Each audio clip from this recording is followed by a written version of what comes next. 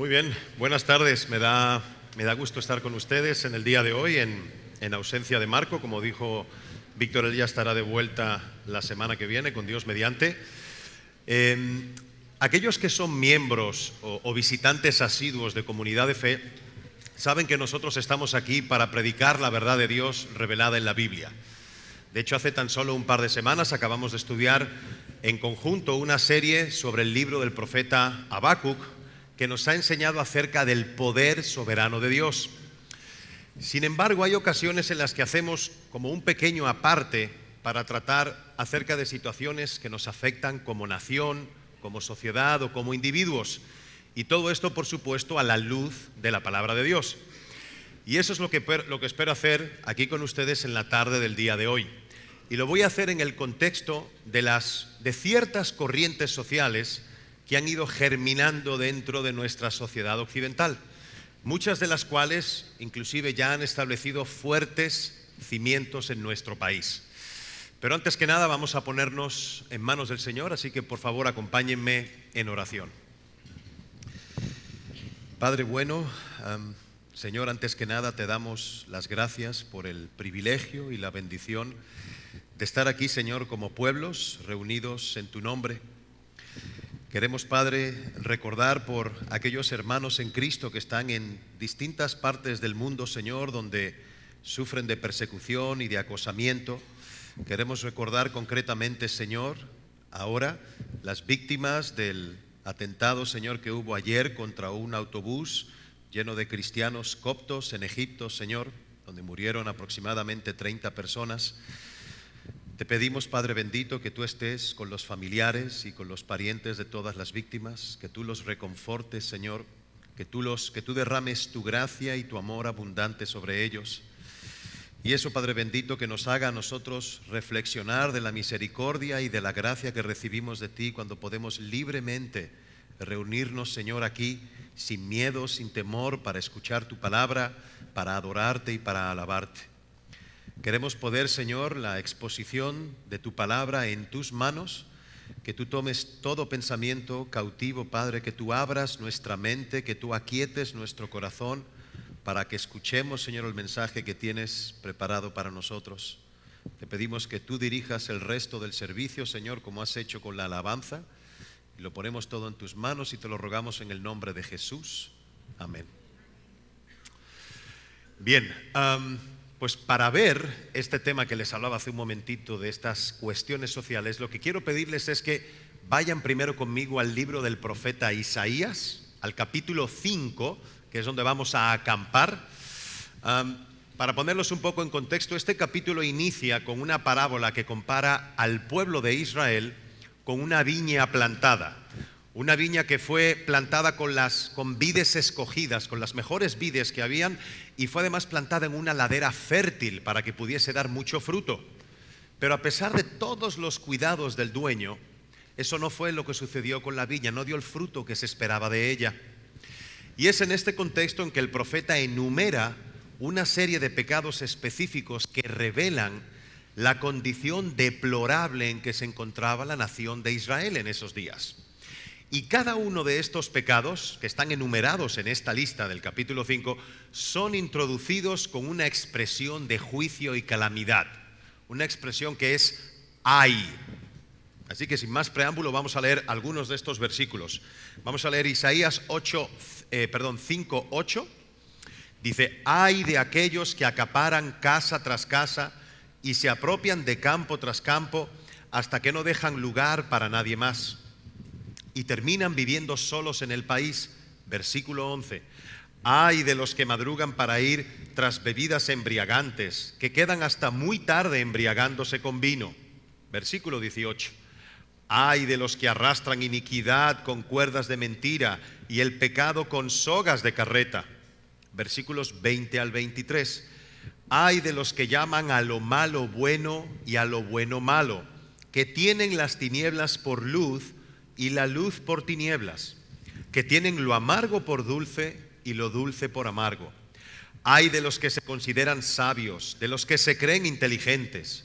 Ay de los valientes para beber vino, de los valentones que mezclan bebidas embriagantes, de los que por soborno absuelven al culpable y le niegan sus derechos al indefenso. Esto no es una noticia en nuestros diarios de hoy en día. Es una descripción del pueblo de Israel de hace siglos atrás. Pero miren, si las circunstancias han cambiado enormemente entre los tiempos de la nación de Israel en el Antiguo Testamento y nuestros días, lo cierto es que los males que corrompen nuestra sociedad son esencialmente los mismos. Fíjense, materialismo, lo que mencionan los versículos 8 y 10. Amor al deleite y al placer sin límites, versículos 11 al 17. Incredulidad, versículos 18 y 19. Perversión moral, versículo 20. Una confianza excesiva en el juicio humano, versículo 21. Y una corrupción de la justicia a todos los niveles. Están los versículos 22 y 23 de Isaías 5. Y es por eso que parece que la historia se repite. De hecho, hay personas que dicen, la historia parece como moverse en ciclos. Pero no, la historia no se mueve en ciclos. La historia comenzó en un punto, terminará en un punto, pero el hombre sigue siendo el mismo a través de los siglos. Y precisamente por eso tiende a producir en el tiempo patrones similares que se repiten una y otra vez. Y aunque todos estos pecados que se mencionan en el capítulo 5 de Isaías se relacionan entre sí, yo quiero llamar nuestra atención en el día de hoy a la denuncia que hace Isaías, particularmente en el versículo 20. Vamos a leerlo otra vez. Dice, ay de los que a lo malo dicen bueno y a lo bueno malo, que hacen de la luz tinieblas y de las tinieblas luz, que ponen lo amargo por dulce y lo dulce por amargo. Bueno, obviamente, en una sociedad relativista como la que nosotros vivimos, donde cada cual cree que tiene el derecho a establecer sus propios criterios, sus propios valores y sus propios principios morales, una denuncia como la que nosotros leemos en Isaías 5 no tiene ningún sentido. Ninguno. Nadie puede ser acusado de pervertir la moral en una sociedad donde impera el relativismo. ¿Por qué? Porque no tendríamos ningún punto de referencia objetivo para determinar lo que está bien, de lo que está mal, lo que es justo, de lo que es injusto. Cuando el hombre parte de la premisa de que Dios no existe o simplemente ha decidido vivir como si Dios no existiera, se queda sin una base racional para establecer patrones morales que sean absolutos y universales. Si no hay un Dios que defina estas cosas, cada hombre tendrá que definirlas por sí mismo. Y a la larga, ¿qué sucede? Que nos quedaremos sin una definición que sea válida para todos igualmente. Tú tienes tu verdad, yo tengo la mía. Tú tienes tu moral y yo tengo la mía. Pero permítanme ilustrarles esto con un ejemplo del pasado reciente. Miren, cuando Hitler invadió Polonia en septiembre de 1939, el mundo se horrorizó. ¿Por qué? Porque se hacía evidente que el mundo estaba a punto de enfrentar los horrores de otra guerra a gran escala. Y esto trajo la necesidad que tenía Occidente de reforzar sus convicciones morales para fortalecer la democracia. Con esto en mente, un filósofo y teólogo de nombre Louis Sichelstein, que en ese momento era el rector del Seminario Teológico Judío en la ciudad de Nueva York, él comenzó a pensar en la posibilidad de realizar una gran conferencia que reuniera a todos los eruditos más notables de cada disciplina con el fin de establecer un código moral y de ética que fuera seguro, sólido y estable, por supuesto al margen de la Biblia. El anuncio se hizo público en verano de 1940 y en una declaración firmada por 79 de los principales intelectuales de esa época, entre los que ya figuraba Albert Einstein, que ya era una figura de renombre mundial para entonces, ese mismo año se llevó a cabo la primera de estas conferencias. Y estas conferencias se llamaron las Conferencias sobre Ciencia, Filosofía y Religión. Se estuvieron celebrando durante un periodo mayor a 20 años, hasta mediados de los años 60. Allí estaba la crema innata de los académicos de aquellos días. ¿Pero saben cuál fue el resultado final de esas conferencias? Bueno, 2 años después, en 1942, el periódico New York Times publicó el siguiente titular: los eruditos confiesan que están confundidos. La crema innata está aquí. Las mentes más brillantes tratando de establecer, a la par de la Biblia, un código moral que fortaleciera la democracia. Finalmente ellos llegaron a la conclusión de que la única forma de fortalecer la democracia era terminar con todo tipo de dogmatismo. Fuera con los dogmatismos. El mundo no quería vivir de nuevo una pesadilla de un Hitler o de un Stalin. Así que, ¿cuál es la solución? Acabar con los dogmas. ¿Qué hicieron? Con esto prepararon el terreno para ir eliminando todos los absolutos morales de la sociedad uno por uno. En otras palabras, queriendo cambiar el agua sucia, tiraron al niño de la bañera. Los relativistas se impusieron en Occidente y han dejado al mundo sumido en un océano de confusión. Y ese es el punto en el cual nos encontramos hoy en día como sociedad. Pero miren, no importa lo que el hombre diga, lo cierto es que Dios nos dice en su palabra lo que está bien, lo que está mal, lo que es justo y lo que es injusto. ¿Por qué? Porque existe un parámetro de justicia, de verdad y de error. No importa lo que el hombre piense al respecto, Dios ya puso los parámetros. Él es el creador y Él es el único que tiene derecho a hacerlo. Podemos condenar a los que a lo bueno llaman malo y a los que a lo malo llaman bueno, porque existe un parámetro objetivo de bien y de mal. Porque existe un parámetro específico de justicia, de verdad y de error. Eso no depende del concepto de cada quien. Eso depende de la moral absoluta que se deriva del carácter de Dios. Pero las personas que señala Isaías en este capítulo 5, no se han dedicado meramente a eliminar los patrones morales establecidos por Dios. No. Eso no es lo que han hecho. Si miran bien el texto con cuidado, se van a dar cuenta que lo que están tratando de hacer ellos es de redefinir los valores. Su plan no consiste en eliminar del todo la moral. Ese no es su plan. Ellos están tratando de pervertir la moral existente, transformando la virtud en pecado y el pecado en virtud, la virtud en pecado y el pecado en virtud. Estas personas usan un lenguaje y el lenguaje y la retórica de tal manera que la maldad y el vicio son presentados como valores morales.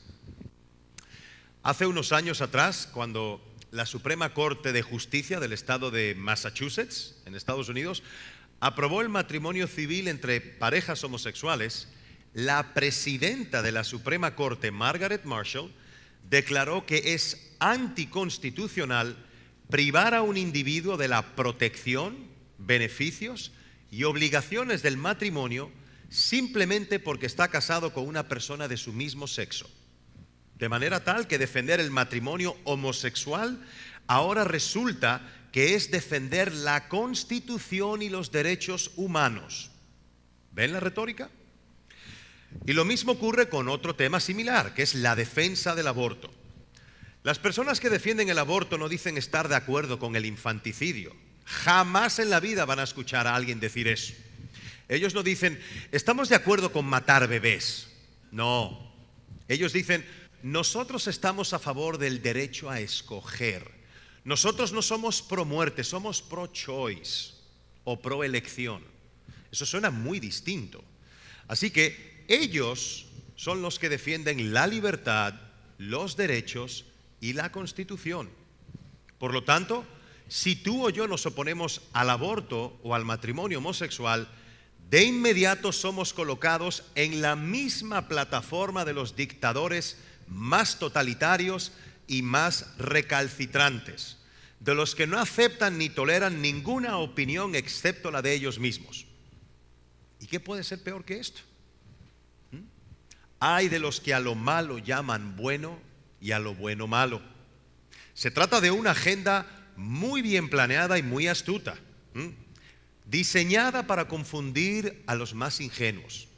En vez de atacar abiertamente a la virtud como tal, ellos tratan de redefinirla y de sentar como villanos a todos los que se opongan. Llaman a lo bueno malo y a lo malo bueno. Y si alguien se atreve a levantar su voz para defender que sí existen principios morales absolutos, en el mejor de los casos se le etiqueta como un iluso o como un anticuado. Pero en el peor de los casos se le etiqueta como un hipócrita, un moralista, un santurrón y un intolerante. Pero noten algo interesante. Recientemente leí una frase que me llamó profundamente la atención. Y esta frase dice lo siguiente, escuchen bien: la hipocresía es el homenaje que el vicio le rinde a la virtud.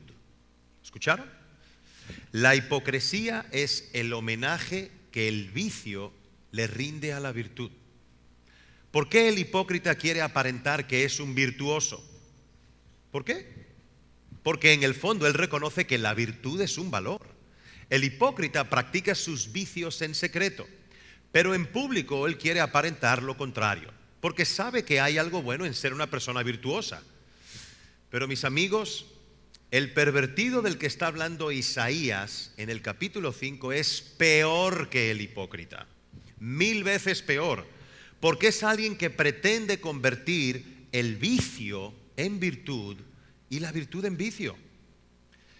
Pensemos por un momento lo que desde hace años se comunica principalmente a la juventud de nuestra sociedad. Estas campañas de prevención de enfermedades de transmisión sexual o estas campañas de utilización de métodos anticonceptivos, me estoy refiriendo a eso. Escuchen esta frase, estoy citando: tienes derecho a disfrutar de relaciones sexuales independientemente de tu estado civil, sin miedo a embarazos o infecciones de transmisión sexual. Para los que no lo saben, esto pertenece a la Declaración de los Derechos Sexuales y Reproductivos que muchas organizaciones civiles y políticas promueven. Esto no se escribió en México, sino que vino de fuera, y desde hace años ya está siendo endorsado en nuestro país. Este documento, en su contexto más amplio, y cito, dice lo siguiente: el derecho a explorar y disfrutar de una vida sexual placentera, sin vergüenza, sin miedos, sin temores, sin prejuicios, sin divisiones, sin culpas, sin creencias infundadas y otros factores que impidan la libre expresión de los derechos sexuales y la plenitud del placer sexual, es un derecho. Qué bien escrito está eso. ¡Wow! Tal como está planteado aquí en este párrafo, todo aquel que se oponga a esta declaración es un enemigo de los derechos humanos, un promotor de la vergüenza, de los prejuicios, de las inhibiciones, de la culpa. Y todo esto, para colmo, sobre la base de un conjunto de creencias infundadas, según ellos. Ahora bien, ¿qué es lo que hay detrás de esta agenda? Bueno, es evidente que el próximo paso es la defensa del aborto. ¿Por qué? Porque todos sabemos que los métodos anticonceptivos no pueden prevenir infaliblemente embarazos no deseados. Así que el mensaje que está detrás de este mensaje es el siguiente: tú tienes derecho a hacer con tu cuerpo lo que te plazca, cuando te plazca y cómo te plazca. Y si sales embarazada en el ejercicio de tus derechos, también tienes el derecho de matar al bebé para resolver el inconveniente. Ese es tu derecho. Y no sé si saben, pero tristemente, desde que el aborto fue despenalizado en la Ciudad de México, eso fue en el año 2007, en la Ciudad de México, se han realizado más de 176,000 abortos de manera legal en la Ciudad de México. Y si ese número les parece pequeño, desde que en 1973, después del caso de Roe contra Wade en la corte, que llegó hasta la Corte Suprema en Estados Unidos, y se despenalizó el aborto en Estados Unidos, ¿saben cuántos abortos legales se han practicado en ese país? Más de 45 millones de abortos. Comparen eso con el Holocausto judío, donde 6 millones de personas murieron durante la Segunda Guerra Mundial. 45 millones de bebés. Esta es la filosofía que está detrás de todo eso, por más que se presenten como defensores de los derechos de la salud y de una vida placentera. Y esta filosofía, por muy duro que suene, y sé que suena muy duro, es una filosofía diabólica. Y estoy consciente de que este término no es nada popular ni suena muy bien en esta época, que puedo sonar como un troglodita para algunos, pero es así. Si no, miren lo que dice nuestro Señor Jesucristo en Juan 8:44. El Señor dice que Satanás es mentiroso y homicida. Él miente para destruir. Él engaña y usa el lenguaje para promover destrucción. Por lo tanto, en lo que queda de este mensaje, yo quiero enfocarme ahora en lo que los abogados llaman la letra pequeña del contrato.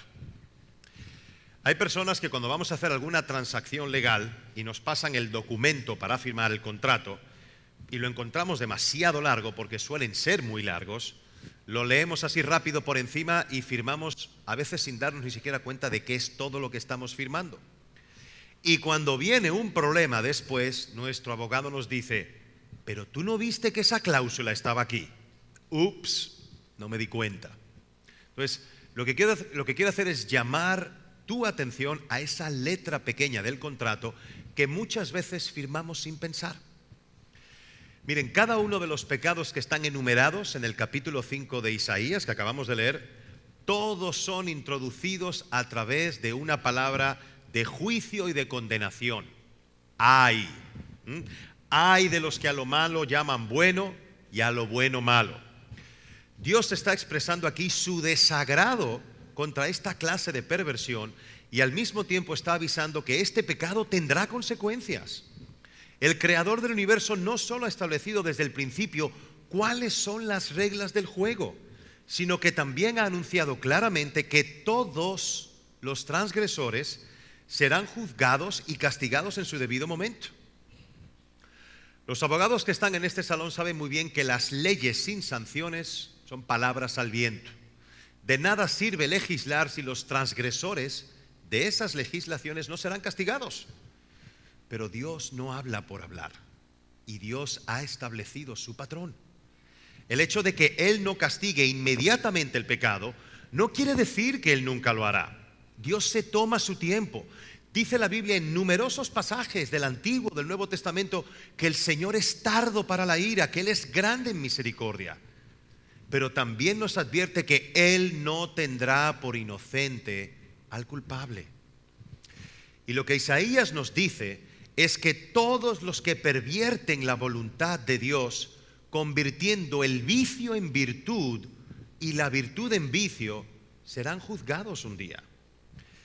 Es por eso, amigos y personas que nos visitan, que quiero decir algo muy claro esta mañana, y créanme que lo digo lleno de mucho amor. De verdad que lleno de mucho amor. Todo aquel que aboga por el matrimonio homosexual no está abogando por los seres humanos que practican ese pecado. Más bien los están aborreciendo. No están defendiendo a los seres humanos que practican ese pecado, porque lo que ellos hacen es abominable a los ojos de Dios. Dios no diseñó la raza humana para que se unieran personas del mismo sexo. Romanos capítulo 1 es rotundamente claro al respecto. Está en su programa a partir del versículo 24. No lo vamos a leer ahora por cuestión de tiempo, pero léalo en casa. Como tampoco Dios diseñó la sexualidad entre un hombre y una mujer para que funcionara como un ente independiente y separado de la unión y el compromiso que se desarrolla en el contexto de la unión matrimonial. Para eso no fue diseñado el sexo. Por eso Isaías dice que las personas que promueven lo contrario hacen de la luz tinieblas y de las tinieblas luz. Ellos ponen lo amargo por dulce y lo dulce por amargo. Ellos promueven su estilo de vida como la clave para una vida plena y satisfactoria, cuando lo cierto es que el pecado solo produce oscuridad y amargura eventualmente. Me gusta mucho John Piper cuando dice lo siguiente acerca de este punto en concreto. Fíjense lo que dice. Dios no prohíbe el placer sexual porque quiere matar el gozo, sino porque se opone a lo que mata el gozo. Lo voy a repetir. Dios no prohíbe el placer sexual porque quiere matar el gozo, sino porque se opone a lo que mata el gozo. Él sabe lo que mata el gozo. Ahora bien, el problema no es que un día todos los seres humanos tendrán que presentarse ante el tribunal de Dios y nadie podrá negar que no hizo lo que hizo. Fíjense lo que dice Hebreos 4:23.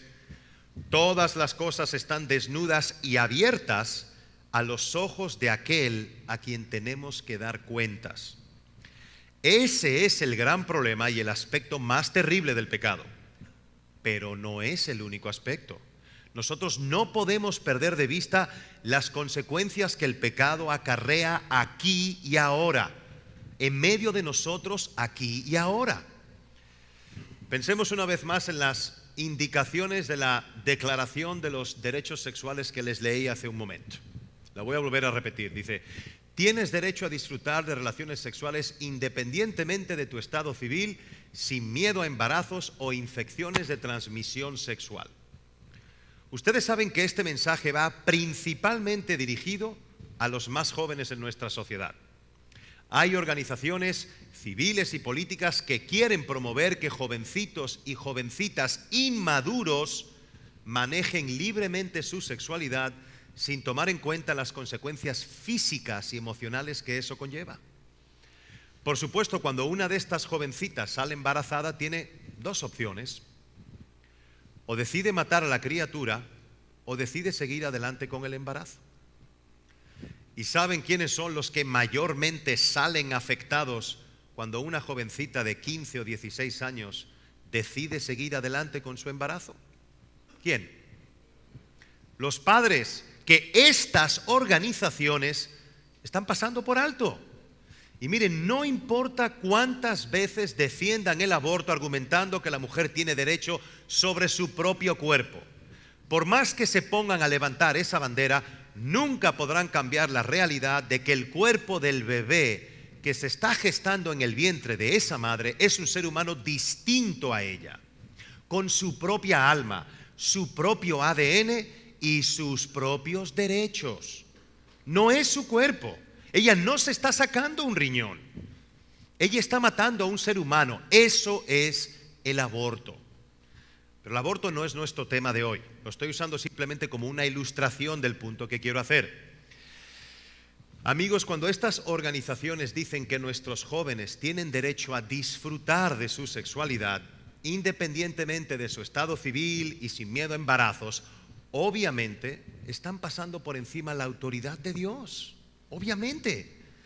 Y yo supongo que estas creencias infundadas a las que hace referencia el texto, ¿no?, se refiere específicamente a este tipo de cosas. Ahora, quiero que noten cuál es el problema aquí. Si tú estás aquí esta mañana y no crees en la Biblia, o tal vez tú no crees en Dios, déjame decirte cuál es la raíz del problema de esto. El problema es que al obviar la existencia de Dios, también estás echando por tierra la dignidad humana y convirtiendo a los seres humanos en meros objetos que podemos usar o desechar a conveniencia. Déjame hacerte una pregunta. ¿Qué es lo que hace la vida de un ser humano más valiosa y más digna que la vida de un perro o de una cucaracha? ¿Qué es lo que la distingue? ¿Qué es lo que la hace especial? La Biblia nos dice que es el hecho de que fuimos creados a imagen y semejanza de Dios. Ninguna otra criatura en la creación fue creada así. Así que quita a Dios del panorama y ya no tenemos base alguna para defender la dignidad y el valor de un ser humano. No hay. Pero ¿saben qué es lo sorprendente de todo esto? Lo sorprendente es que son estas mismas personas las que ponen el grito en el cielo ante el aumento de la criminalidad, sobre todo cuando las víctimas son mujeres. Es decir, ellos destruyen la base de la dignidad humana, pero luego protestan cuando las personas actúan en consecuencia. Pero volviendo al tema del aborto, si alguien preguntara ¿cuál será el próximo asunto ético que nuestra sociedad estará debatiendo en los próximos años, quiero traer a colación lo que el escritor Sugel Michelin hace como conjetura. Él dice: si se puede disponer de la vida de un bebé antes de su nacimiento, ¿qué impida que se disponga de él después de nacer? Piensen en eso por un momento. Esa es su conjetura. ¿Qué es lo que hace que un bebé se convierta en persona? ¿Pasar por el canal vaginal de su mamá al momento del alumbramiento? ¿Por qué podemos matarlo a las 6 semanas después de la concepción y no a los 6 meses o a la semana después de nacido? Algunos pueden pensar que Sugel Michelin está llevando este argumento demasiado lejos, pero si es así, déjame darte algunos datos. Miren, unos meses después de la legalización del aborto en Estados Unidos en 1973, el doctor James Watson, laureado con el Premio Nobel de Fisiología y uno de los descubridores de la estructura molecular del ADN, declaró que debía de considerarse la posibilidad de privar a un recién nacido de personalidad jurídica hasta 3 días después de nacer, ya que la mayor parte de los defectos en un bebé no son descubiertos hasta las primeras horas después del nacimiento de la criatura.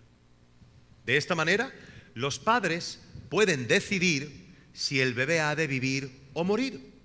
Hace 40 años que James Watson dijo eso. Y vámonos un poquito más cerca. Hace menos de 2 años, Andrew Cuomo, el gobernador del estado de Nueva York, declaró que él iba a seguir luchando incansablemente para que las mujeres tuvieran el derecho de abortar aun cuando estuvieran en embarazo de término. Y entonces me pregunto, ¿estamos avanzando como sociedad? ¿O estamos regresando otra vez a la época barbárica de los espartanos? Los espartanos despeñaban por las laderas del monte Tiagueto a los niños que nacían deformes o minusválidos, o a las niñas que nacían tan débiles que ellos consideraban que no iban a ser capaces de parir soldados para Esparta. Y alguien puede decirme: Sergio, estamos en el siglo XXI, no exageres.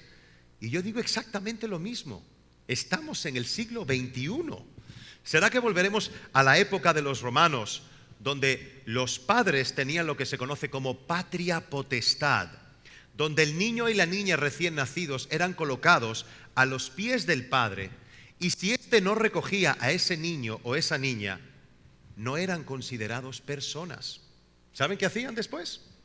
Los llevaban a la plaza pública para que esos bebés murieran de hambre, de inanición o de frío por estar a la intemperie, o que alguien los recogiera. Y si los recogían a los varones para convertirlos en esclavos y a las hembritas para convertirlas en prostitutas. Así que vuelvo y pregunto, ¿estamos avanzando o estamos retrocediendo? Así que no somos nosotros los cristianos que estamos en contra de los verdaderos derechos humanos. Estamos a favor de la vida. Estamos a favor del disfrute de una sexualidad responsable dentro de los límites impuestos por Dios para el matrimonio. Estamos a favor de que la mujer sea tratada como una persona y no como un objeto que se puede usar por placer. Estamos a favor de que nuestros adolescentes puedan crecer y desarrollarse sanamente y no forzándolos a comenzar una vida de adultos a destiempo. Y estamos a favor de eso porque precisamente queremos que nuestros adolescentes disfruten de su sexualidad, pero a su debido tiempo. Estamos a favor de que nuestros gobernantes actúen con mano dura, aplicando todo el peso de la ley a los violadores y a los asesinos. No importa cuál sea el sexo de la víctima, estamos a favor de todo eso. Y lo que debemos pedirle a nuestro gobierno no es que el Estado actúe como si fuera una iglesia, sino que estamos pidiendo que cumpla la responsabilidad que Dios le dio al Estado de proteger a los ciudadanos haciendo uso de las máximas penas establecidas, sobre todo cuando las víctimas son niños inocentes que no se pueden defender. Fíjense lo que dice el Salmo 106 en el versículo 37, haciendo referencia a los pecados que Israel cometió. Dice: sacrificaron sus hijos y sus hijas a los demonios y derramaron la sangre inocente, la sangre de sus hijos y de sus hijas, que ofrecieron en sacrificio a los ídolos de Canaán, y la tierra fue contaminada con sangre. Israel derramó sangre inocente. ¿Y no estamos haciendo eso nosotros hoy en día? Yo me pregunto, ¿por qué si un hombre viola a una mujer y esa mujer sale embarazada, le aplican la pena capital al bebé? ¿Por qué no mejor aplicársela al violador? Familia en Cristo, estamos viviendo tiempos muy confusos y muy difíciles. Pero para terminar quiero responder a la siguiente pregunta. ¿Qué debemos de hacer nosotros como cristianos frente a todo esto? Bueno, en primer lugar, debemos de orar. Pablo nos dice en su primera carta a Timoteo, en el capítulo 2, versículo 1, oren por los que están en autoridad. Estos temas, esto que estamos hablando aquí en esta tarde, están en la agenda de la Cámara Legislativa de nuestro país, a nivel estatal, a nivel federal. De hecho, en varios estados esto ya ha sido debatido. Tenemos que orar por nuestro presidente, por nuestros gobernadores, por nuestros diputados y senadores para que Dios les dé luz, porque están gobernando en mitad de un mar de oscuridad. En segundo lugar, debemos actuar también como ciudadanos responsables de una democracia. La Iglesia no está llamada a hacer protestas ni a tener una agenda política. No, la Iglesia está llamada a adorar a Dios y a predicar el Evangelio. Está llamada a hacer lo que hacemos nosotros aquí todos los domingos. Pero tenemos que hacer una diferencia entre lo que es la Iglesia como institución y lo que son los miembros de esa iglesia funcionando como ciudadanos de un país. ¿Saben, por ejemplo, lo que hacen los miembros de la iglesia de Bethlehem Baptist Church en Minneapolis, en Estados Unidos? Cuando ellos se enteran o ven que una mujer está pensando en abortar, le dicen, termina tu embarazo, yo voy a adoptar tu bebé. Termínalo, no te preocupes. Amigos, si somos pro vida, debemos de ser pro vida con todo lo que eso implica. Por lo tanto, es nuestra obligación y responsabilidad como creyentes el de crear las condiciones y estar dispuestos a dar de nuestro tiempo, de nuestros recursos, para asistir a las víctimas y los más desfavorecidos de estas situaciones. Así que debemos orar, debemos actuar y, en tercer lugar, debemos también de educar. Padres, todos los que somos padres debemos de hablar con nuestros hijos conforme a su edad y madurez de estas cosas. No dejen de hacer esto. Son temas difíciles, pueden ser dolorosos, pero necesarios. ¿Saben por qué? Porque si nosotros no educamos a nuestros hijos, alguien más lo hará por nosotros de acuerdo a su propia filosofía. Y en cuarto y último lugar, por sobre todas las cosas, debemos de compartir el Evangelio, porque ese es el mensaje del Evangelio, el que puede salvar y transformar tanto al moralista como al que pervierte la moral, porque los dos necesitan de la salvación de Cristo.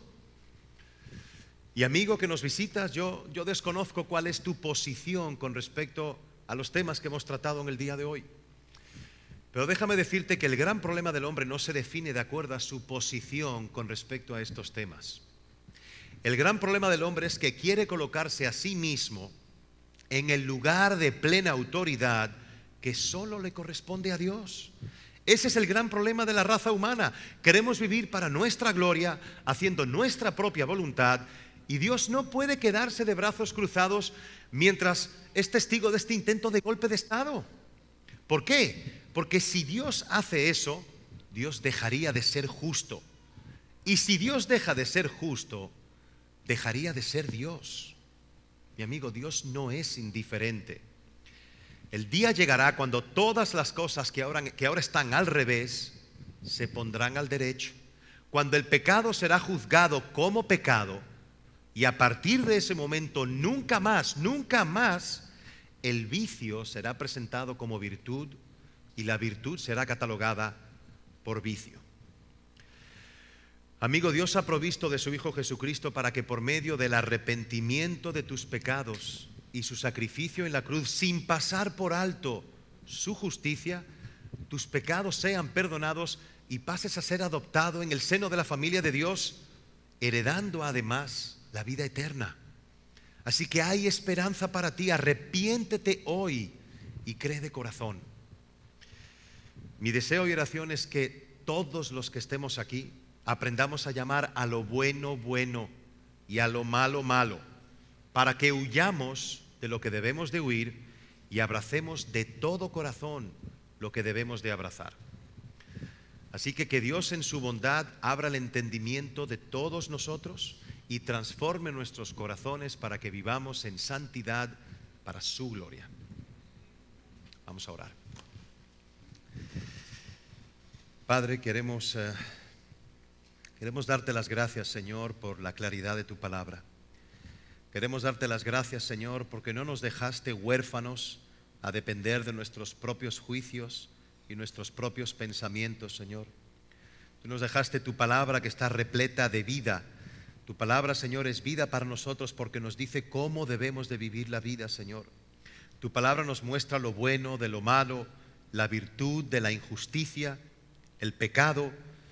No tenemos ninguna excusa, Señor, para crearnos de nuestros propios códigos y de nuestros propios manuales de conducta, Señor. Gracias a que nos dejaste tu palabra y a que nos dejaste además el ejemplo de tu Hijo Jesucristo. Señor, vivimos en un mundo de mucha confusión y de mucha oscuridad, Señor. Tú nos has llamado como Israel a ser un pueblo santificado, un pueblo apartado, separado para vivir para ti, Señor. Ayúdanos a vivir de esta manera. Si bien estamos en el mundo, Señor, no nos permitas comulgar con las filosofías equivocadas de este mundo, que lo único que hacen, Señor, es traer dolor y destrucción. Ayúdanos, Señor, a hacer lo que tú nos llamas a ser la sal del mundo, a ser luz en mitad de tanta oscuridad, Señor. Para eso te pedimos, Padre, que tú alumbres nuestra propia mente y nuestro propio corazón, que nos des discernimiento con respecto a estas cosas, que nos des madurez espiritual, Señor, y sobre todo mucha gracia y mucho amor que derramar cuando estemos lidiando y tratando con estos temas difíciles y complicados, Señor. Queremos ponernos en tus manos, Señor, para que seas tú quien dirija siempre nuestro pensamiento y nuestro actuar. Nuevamente te damos gracias por estar en medio de nosotros. Te lo pedimos y te lo agradecemos todo en el nombre bendito de Jesucristo. Amén.